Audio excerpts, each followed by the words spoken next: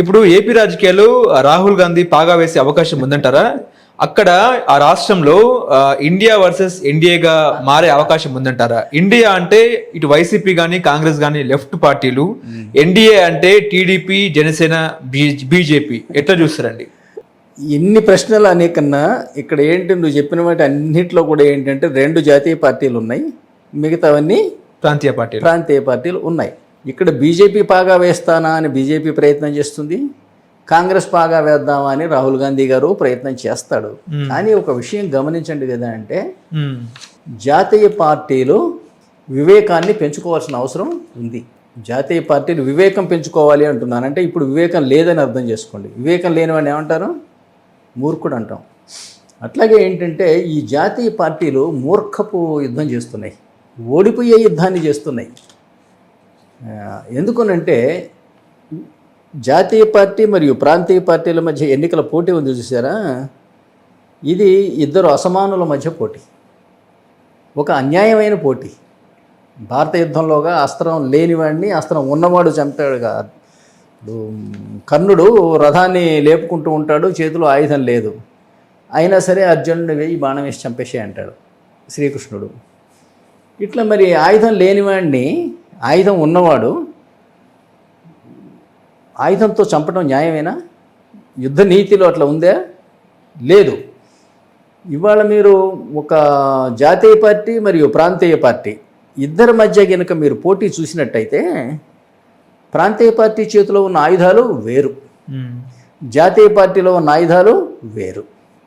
మీ చేతిలోనేమో bullet ఉంది, నా చేతిలో మూలుగర్ర ఉంది, ఇద్దరం కొట్టుకుందామంటే ఇది సమానమైన పోటీయా? మీ చేతిలో పిస్టల్ గన్ ఉంది, నా దగ్గర ములుగర్ర ఉంది, ఇద్దరం కొట్టుకుంటే ఎవరు గెలుస్తారు?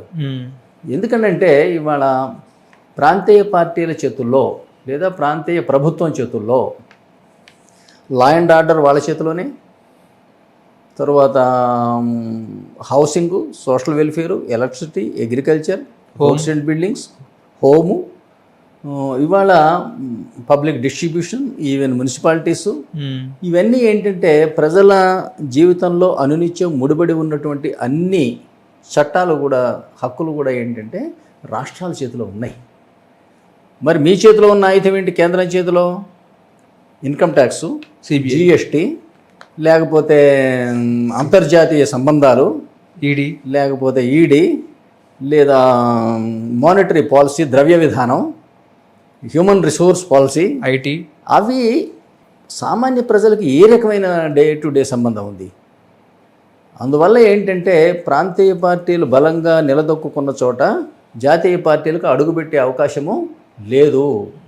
ఇప్పుడు ఎట్లా జరుగుతుందంటే ప్రాంతీయ పార్టీ కనుక తలుచుకుంటే జాతీయ పార్టీ నాయకుల్ని తన్ని తగలేస్తారు, వాళ్ళు ఇండస్ట్రీస్ దెబ్బతీస్తారు, వాళ్ళు ఏదైనా ఒక మాట అంటే ఏదో కేసు పెట్టి లోపలేస్తారు. మనం చేయలేదా? బండి సంజయ్ గారిని లోపలేయలేదా? లేకపోతే ఆ బిఎల్ సంతోష్ని వేసే ప్రయత్నం చేయలేదా? ఇట్లా ఏంటంటే ఒక ప్రాంతీయ ప్రభుత్వం తలుచుకుంటే, ఒక రాష్ట్ర ప్రభుత్వం తలుచుకుంటే జాతీయ పార్టీ నాయకులు వేలు కూడా కదిలించలేరు. కదిలితే మెదిలితే కేసులు, వాళ్ళ ఆస్తుల మీద కేసులు, వ్యాపారాల మీద కేసులు, క్రిమినల్ కేసులు. ఇవి తట్టుకోలేక ఏంటంటే ఇవాళ బయటకు వచ్చి రాష్ట్ర ప్రభుత్వానికి వ్యతిరేకంగా నేను ఒక జాతీయ పార్టీకి బాహాటంగా వచ్చి సపోర్ట్ చేసే ధైర్యం మామూలు మనిషికి ఉందా? ఉండదు. అందువల్లనే ఇవాళ ఇక్కడ ఏంటంటే పార్టీ వేళ్ళు ఊనుకోదు బీజేపీ. ఓన్లీ పెద్ద పెద్ద వాళ్ళు మమ్మల్ని ఏం చేస్తారు అంటే పైగా వాళ్ళు వీళ్ళు ఫ్రెండ్సే, నిజానికి ప్రజలే అమాయకులు, కానీ వాళ్ళ నుంచే బయటకు వచ్చే పోటీ చేస్తారు బీజేపీ నుంచి. ప్రజలు ఓటేస్తారు తప్పితే ఓపెన్గా మీకు వచ్చి సపోర్ట్ చేయలేరు మీరు అధికారంలోకి వచ్చే వరకు. అందువల్ల ఏంటంటే మీకు ప్రాంతీయ పార్టీకి జాతీయ పార్టీకి మధ్య పోటీ అనేది అసంబద్ధమైన పోటీ. నిజానికి ఇది తెలివి తెచ్చుకోవాల్సిన అవసరం జాతీయ పార్టీలు ఉంది. ఏమవుతుందంటే మీకు ప్రాంతీయ పార్టీలు మా లోకల్ ప్రజలకు సంబంధించి నేను అనేకమైనటువంటి ఉచితాలు ప్రకటిస్తా. మున్సిపల్ ట్యాక్సెస్ కానీ, లేకపోతే ల్యాండ్ రెవెన్యూ కానీ, మైన్స్ కానీ, లేకపోతే ఇళ్ళు ఇవ్వటం కానీ వగేరా వగేరా అన్నీ చేస్తా కదా. మరి కేంద్రం చేయగలదా పని? కేంద్రం ఇక్కడికి వచ్చి అవి పంచుతాను అని చెప్పాలి అంటే వెంటనే ప్రాంతీయ ప్రభుత్వం ఏముంటుంది, మరి నీ పాలిత అన్ని రాష్ట్రాల్లో ఇస్తున్నావా? నేను ఇస్తున్నా వికలాంగులకు 4,000 నువ్వు ఇస్తున్నావు యూపీలో అంటాడు. సమాధానం ఉండదు. ఎందుకంటే మీ రాష్ట్రాన్ని ఉన్న ఆర్థిక పరిస్థితి వేరు, దేశమంతటా ఉన్న ఆర్థిక పరిస్థితి వేరు. తర్వాత ఏంటంటే ఈ రాష్ట్రాన్ని నేను చేజిక్కించుకుంటే నా సొంతదైపోతుందన్న తపనతో ఏంటంటే విపరీతమైనటువంటి ఉచితాలు ప్రకటిస్తా. అదేం పోయింది? ఈ పని కేంద్రం చేయగలుగుతుందా? కేంద్రం చేద్దామంటే కొన్నిట్లోనేమో కేంద్ర పార్టీ ఉంది, జాతీయ పార్టీ ఉంది, అనేక రాష్ట్రాల్లోనేమో ఇతర ప్రాంతీయ పార్టీలు ఉన్నాయి. వాటన్నిటిలో ఇస్తానని వాగ్దానం చేసే అవకాశం మీకు ఉందా? లేదు. అందువల్ల ఏంటంటే ఎప్పుడు జ్ఞానోదయం అవుతుందో వీళ్ళకి ఈ రాజకీయ వ్యవస్థ అనేది లోపభూయిష్టంగా ఉంది. రాజ్యాంగంలో ఇలా లేదు. ఇది ఏంటంటే చాలా భవిష్యత్తులో అనేక సమస్యలకు దారితీసి ఏమవుతున్నది, చివరికి సరైన మార్గం దొరక్క ప్రాంతీయ పార్టీలు ఏమో లోకల్ పోలీసును ఉపయోగించి కేంద్ర నాయకులను అరెస్ట్ చేస్తారు. ఇవాళ మమతా బెనర్జీ గారు వెస్ట్ బెంగాల్లో అక్కడ ఒక పెద్ద స్కామ్ జరిగిందని అరెస్ట్ చేయడానికి సిబిఐ వాళ్ళు వస్తే వాళ్ళు ఎయిర్పోర్ట్లో ఉండగానే లోకల్ పోలీసు పోయి అరెస్ట్ చేశారు. ఇక బేడీలు వేసినట్లుగా అక్కడ అప్పటికప్పుడు అరెస్ట్ చేశారు. మిమ్మల్ని అరెస్ట్ చేద్దామని ఆయన వస్తే ఆయన మీరు అరెస్ట్ చేస్తున్నారు. ఇది ఎట్లా ఉందంటే పాతకాలపు రాజులు, ఈస్ట్ ఇండియా కంపెనీ డైకాటమీ అని ఉండేది ఆ రోజుల్లో, లీగల్ డైకాటమీ. ఆ పరిస్థితులు ఇవాళ మళ్ళీ కనపడుతున్నాయి. దీనికి ప్రతిగా కేంద్ర ప్రభుత్వం ఏం చేస్తుంది? నువ్వు మా సంతోష్ కుమార్ని నువ్వు అరెస్ట్ చేసే ప్రయత్నం చేస్తావా, మీ కవితని నేను తీసి లోపలేస్తా. ఏంటంటే వీళ్ళ చేతిలో ఉన్న ప్రభుత్వ వ్యవస్థలను వీళ్ళు దుర్వినియోగం చేస్తే వాళ్ళ చేతిలో ఉన్న ప్రభుత్వ వ్యవస్థల్ని వాళ్ళు దుర్వినియోగం చేస్తున్నారు. ఇది రాజకీయమని భ్రమపడి ప్రజలకు ఏంటంటే మంచి మసాలా సినిమా చూపిస్తున్నారు. అంతవరకు బాగానే ఉంది, కానీ ఏంటంటే ఇది దేశానికి మంచిది కాదు. ఇప్పుడు చంద్రబాబు నాయుడు అసెంబ్లీలో హూ కిల్డ్ బాబాయ్ అనే ప్రశ్నలు లేవనెత్తినారు. ఆ కేసులో జగన్ని ఏమైనా ఇబ్బంది పాలు చేసే అవకాశం ఉందా? అది నేరారోపణ ఉన్న విషయం కాబట్టి ఏంటంటే దాని గురించి పెద్దగా చర్చించడం కూడా పద్ధతి కూడా కాదు. ఓకే. ఎందుకంటే ఆయన మర్డర్ చేశాడు అన్నా బాగుండదు, అవి పైగా విచారణలో ఉంది. ఓకే. అంటేనేమో ఇప్పుడు బాబాయ్ చనిపోయాడన్న బాధ నాకు లేదు, బాబాయ్ అబ్బాయి ఎవడు చనిపోయినా బాధ లేదు. 1,00,000 మంది రైతులు సూసైడ్ చేసుకుంటే కదలిక లేదు. ఇవాళ 1,00,000 మంది రైతులే కాదు, చనిపోయిన వాళ్ళని మీరు రైతులనే కన్నా నిరుపేదలు బ్రతకలేక బ్రతుకులాంటి బతుకుతున్నారు. వాళ్ళకు ఉండే ఇళ్ళు ఇళ్ళలాంటి ఇళ్ళు, కట్టుకునే బట్టలు బట్టల్లాంటి బట్టలు, బ్రతుకులాంటి బ్రతుకులు, జీవోత్సవాలు తప్పితే ఇవాళ పేదవాళ్ళు సరైనటువంటి జీవితానికి నోచుకోవటంలా. దానిని గురించి వీళ్ళు ఎట్లాగూ ఎవడు బుద్ధిమంతుడు కాదు, వీళ్ళు అందరూ దుర్మార్గులు. ఎవడిని చంపుకున్నా నేను పెద్దగా వరి అవ్వను. సమస్య ఏంటంటే ఈ రైతులు ప్రతి ఒక్కళ్ళు పెద్ద ఓటు బ్యాంకు రైతులు కదా, ప్రతి ఒక్కళ్ళు రైతును మోసం చేసిన వాళ్ళే. ఓకే. దీనిలో ఎవరిని అనే పనిలే మీకు. ఎన్టీ రామారావు గారు ఒక్కొక్క యూనిట్కి మొత్తాన్ని కలిపి నెలకు ఒక 50 రూపాయలు కట్టండి కరెంటు బిల్లు, అంతకన్నా కట్టాల్సిన అవసరం లేదన్నాడు. రాజశేఖర రెడ్డి గారు వచ్చి అంతకన్నా ఎక్స్ట్రా ఏం చేశాడు, పూర్తిగా వచ్చిన పోండి కట్టద్దు పోండి అన్నాడు. నువ్వు అవి రెండు చేసాక ఇంక నాకేముంది.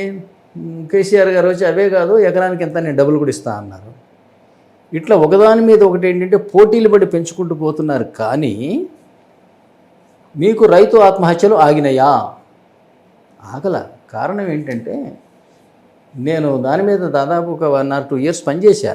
ఊరూరు పోయి చనిపోయిన రైతులు ఇళ్ళకి పోయి పాపం వాళ్ళ ఓదార్చి నేను ఏడిచేవాడిని. ఒక్కోసారి నా చేతిలో ఉన్న ఒక 3,000 రూపాయలు ఇచ్చి వచ్చేవాడిని. నాకు సంపాదన ఆ రోజుల్లో నెలకు ఒక 20-25 ఉండేది, అంతకని లేదు. కానీ ఏంటంటే నాకు ఈ బాధ పేదరికం దీని సందర్భం నాకు భావనతోటి వెళ్ళి ఓదార్చి ఆ చేతిలో 3,000 రూపాయలు ఇచ్చి వచ్చేవాడిని. చనిపోయిన వాళ్ళలో 1000 మందిలో నేను చెబుతున్నా 999 మంది 3 ఎకరాల లోపు రైతులు లేదా కౌలు రైతులు. కానీ వాళ్ళు మీరు ఏం చేస్తున్నారు, రైతు బంధువు అంటేనేమో 50 ఎకరాలు ఉన్నోడికి కూడా ఇస్తున్నారు, హైదరాబాద్ సిటీ చుట్టుపక్కల ఉన్న ఫామ్ హౌస్ వాడికి కూడా వస్తున్నాయి, వ్యవసాయం చేయని ఎన్ఆర్ఐకి కూడా వస్తున్నాయి. అసలు ఏ రైతు ఇబ్బంది పడ్డాడో చివరికి ఏ రైతుకి ఇస్తున్నారు మీరు? అట్లాగే ఉచిత విద్యుత్ అన్నారు. ఉచిత విద్యుత్తు నాకున్నదే 1.5 ఎకరం. ఇవాళ తెలంగాణలో సుమారుగా 90% మంది రైతులు 1 ఎకరం 2 ఎకరాలు 3 ఎకరాల లోపు వాళ్ళే. 3 ఎకరాలకు కలిపి మీరు ఇచ్చే కరెంటు విలువ నాకు 3,000 అవుతుంది. మరి 50 ఎకరాలు ఉన్నోడికి వాడికి రైతు బంధు 5 లక్షలు పోతున్నది, ఫ్రీ ఇది వస్తున్నది. రుణమాఫీ అంటే కూడా 2 లక్షలు రుణమాఫీ చేశారు. అసలు పేదవాడికి 2 లక్షలు రుణం ఎవరిచ్చారు? నాకున్న ఎకరానికో ఎకరున్నరకో 2 లక్షలు ఎందుకు ఇస్తారు? 50,000, 60,000, 30,000, 70,000 ఇచ్చారు. ఈ 2 లక్షల రుణమాఫీ ఎవరి పనికి వస్తుంది? మా ఇంట్లో నలుగురు తలా 10 ఎకరాలు మంచు పేరు మీద ఉన్నాయి కదా, మా నలుగురికి 4 నెలలు 8 లక్షలు వస్తాయి. ఎకరన్నర వాడికి ఏమొస్తాయి? 50,000 వస్తాయి. ఈ విధంగా ఏంటంటే తీవ్రమైనటువంటి అన్యాయం ఇవాళ రైతులకు జరుగుతున్నది, పేదవాడికి జరుగుతున్నది, కౌలు రైతులకు అంతకన్నా ఎక్కువ జరుగుతున్నది. ప్రభుత్వ ధనం వృధా అయిపోతున్నది. ఇవి పెద్ద రైతులకు ఎందుకు ఇస్తారంటే అందులో చాలా పెద్ద కుట్ర ఉంది. ఎందుకంటే పల్లెటూళ్ళలో ఆ ఊళ్ళో ఉన్న రైతులు కానీ రైతు కూలీలు కానీ ఎవరి చేతిలో ఉంటారు? అక్కడున్న భూకామందు చేతిలో ఉంటారు. అందుకోసం కింద రైతులకు అందరికీ ఇస్తే భూస్వామి నాకు వ్యతిరేకం అయి ఉంటాడు, వీళ్ళ నోటు అయినవి నాకు.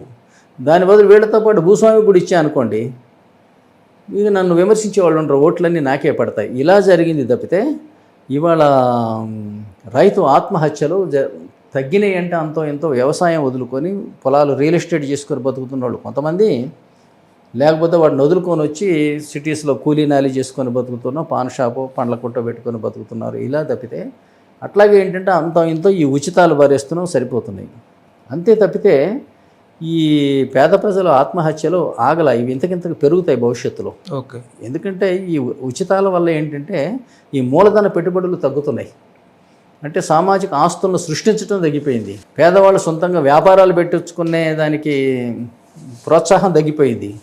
ఇవి భవిష్యత్తులో ఏంటంటే మరింత ఆర్థిక సంక్షోభానికి దారితీస్తాయి తప్పనిసరిగా. మీరల్లా స్థానిక వనరులను ఉపయోగించాలి, స్థానిక శ్రామికులను ఉపయోగించాలి, స్థానిక పెట్టుబడిదారులను ప్రోత్సహించాలి. ఈ మూడు, అట్లాగే స్థానిక టూరిజం పర్యాటక రంగాన్ని మీరు ఈ 4 చేసినప్పుడు మాత్రమే ప్రాంతీయ అభివృద్ధి జరుగుతుంది తప్పితే మనం ఎవరికో విదేశీయులకి వాడికి వీడికి ఐటీ కంపెనీల వాళ్ళకి భూములు ఇస్తే అందులో వాడు 50 అంతస్తుల బిల్డింగ్ కడితే చూస్తే ఇది డల్లాస్లో ఉన్నామా, సింగపూరా, హైదరాబాద్ అన్నట్టు కనపడుతుంది. ఇలా ఒక ప్రాంతం అభివృద్ధి చెందడం వేరు, ఆ ప్రాంత ప్రజల అభివృద్ధి చెందడం వేరు. ప్రాంత ప్రజల అభివృద్ధి చెందాలి అంటే మన భూములు తీసుకొని ఎవరో బిల్డింగులు కట్టుకుంటే అవి చూసి మనం సంతోషపడితే దాని పక్కన ఒక అరటిమళ్ళ కొట్టో లేకపోతే టీ బడ్డీ కొట్టో పెట్టుకుంటే తప్పితే అంతకన్నా మనకేం రాదు. నిజంగా అభివృద్ధి జరగాలంటే మీరు స్థానిక పెట్టుబడిదారులను ప్రోత్సహించాలి, స్థానిక శ్రామికుల్ని, సాంకేతిక నిపుణుల్ని, స్థానిక ముడిసరుకుని, స్థానిక పర్యాటకాన్ని. ఇది చేసినప్పుడే ఇవాళ పర్యాటకం ఎంత పెద్ద వ్యవస్థ అంటే ప్రపంచంలో అనేక దేశాలు అచ్చం పర్యాటకం మీద మాత్రమే ఆధారపడి అభివృద్ధి చెందుతున్న దేశాలు ఉన్నాయి. అత్యంత పుష్కలంగా మన దగ్గర ఉన్నాయి అలాంటి అవకాశాలు. ఓకే. ఇది అభివృద్ధి అంటే నేను అనుకుంటున్నాను.